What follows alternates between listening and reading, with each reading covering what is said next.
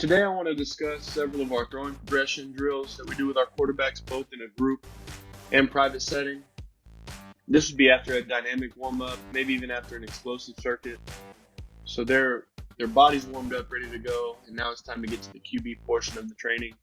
First thing we would do is QB paddles with our quarterbacks, getting their arms up in a 90-90 position, and then paddling their hands and wrists down and back up to make sure those rotator cuffs really feel that rotational movement in our shoulders, to make sure the rotator cuffs are warmed up before we pick up a football and start throwing it.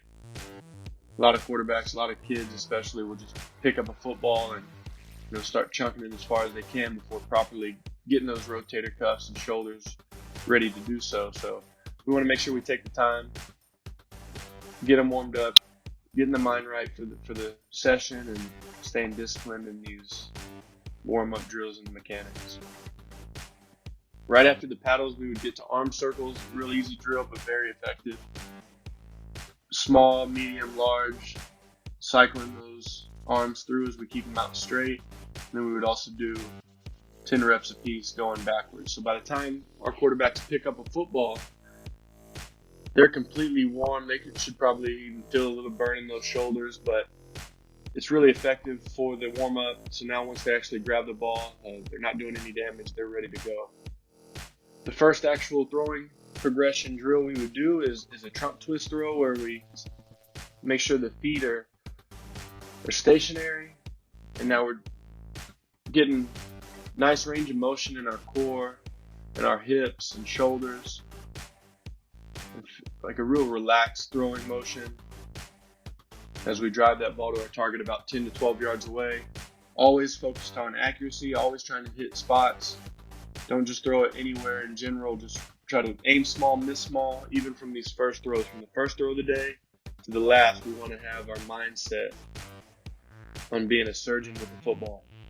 So we would do about 10 throws, what we call trunk twists, where the feet are set facing our target.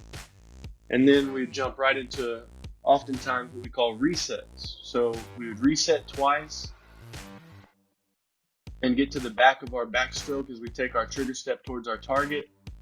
And then on the third one, we would actually cycle it through and finish our throwing motion. So we're trying to build the muscle memory in our backstroke, really discipline our backstroke so we're not seeing that ball drop below the elbow and not push even too high back behind our head. We want to control the backstroke and be as quick as possible so we can get the ball out to the release point as quick as possible. So quick trigger step, quick backstroke, and then on the third one, cycle it through with a quick throwing motion.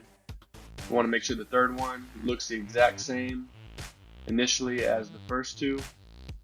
So after a few reps of that, we feel the discipline in the backstroke, we feel the mechanics. We try to put it all together with just some rhythm throws. Oftentimes we put a medicine ball or even some cones between the quarterback's feet just to reinforce that base and make sure that they're generating power from their lower half as they drive that ball to the target. Oftentimes you don't need the medicine ball, but if quarterbacks are having trouble getting too narrow or not establishing a wide enough base, it's good to just have it there for a few throws. So that's a quick look at some of our initial throwing progression drills that we do. There's a variety of them that we get into depending on the quarterbacks and their needs, but that's a good start for any quarterbacks of all ages and ability levels.